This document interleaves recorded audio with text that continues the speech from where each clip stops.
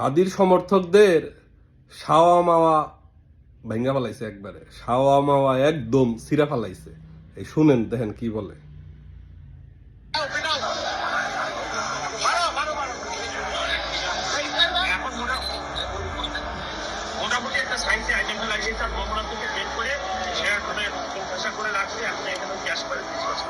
তাহলে এখন তো আর আওয়ামী লীগ নাই। আওয়ামী লীগ এখন আছে, পুলিশ বাহিনী তো আর আওয়ামী লীগের না।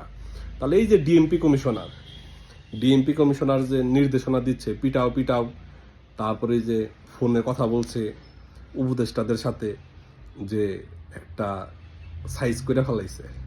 তাহলে এই যে ইনকিলাব মঞ্চের জাবের আহত হয়েছে, তারপরে রাজশাহী বিশ্ববিদ্যালয়ের আম্মার আহত হয়েছে, আরো অনেক পরিচিত মুখ, জুলাই সন্ত্রাসী, যারা জুলাই ডারে ব্যবহার করে মানুষের আবেগটারে কাজে লাগে বাংলাদেশটারে একটা নরকে পরিণত করছে। এই যে তাদের অনেকেরই আজকে দেখলাম পুলিশ একদম সেটা মেটা ভেঙ্গা ফেলাইছে। তাহলে এখন তো আর পুলিশ আওয়ামী লীগের না, এখনকার পুলিশ তো ডক্টর ইউনূসের, এই সমন্বয়কদের, এনসিপির, এই উপদেষ্টাদের, এই জামাতের, এখনকার পুলিশ তো এদের। তাহলে এখন যে এই হাদি হত্যার বিচারে যারা মাঠে নামছে, তাদের শাওয়া মাওয়া বাইরিয়া ফাটিয়া ফেলাইতেছে, তাহলে এখন আন্দোলন কই গেল এদের? আর শেখ হাসিনার সময় শেখ হাসিনা প্রতিরোধ করছে দেখে সে ফ্যাসিস্ট হয়ে গেছে। তাহলে এখন ফ্যাসিস্টকে, এখন আপনারা কারে দোষ দিবেন? দেখেন, হাদির ভাই চাকরি নিয়ে আমেরিকা গেছে গা, হাদির পরিবার ইনকামের জন্য, চলার জন্য, জীবিকা নির্বাহের জন্য 1 কোটি টাকা পাইছে, আবার একটা ফ্ল্যাট কেনার জন্য 1 কোটি টাকা পাইছে। হাদির পরিবার থেকে তো কেউ আন্দোলন সংগ্রামে নামতাছে না।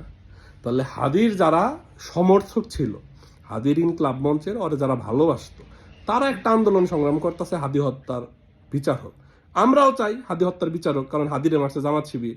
আমরা চাই এটা প্রকাশ্যে আসুক, বের হোক, এটার বিচার হোক, আমরা এটা চাই।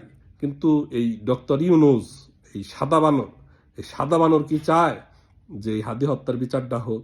কারণ হাদি হত্যার বিচার হোক, সে তো এটা চায় না, তাহলে এটা তো জামাতের বিপক্ষে চলে যায়। কারণ এই ইউনূস এত বোকা না যে জামাতের এই সময় বিরুদ্ধে নিয়ে নিবে। তাহলে এই হাদি হত্যার বিচার কোনোদিন হবে না।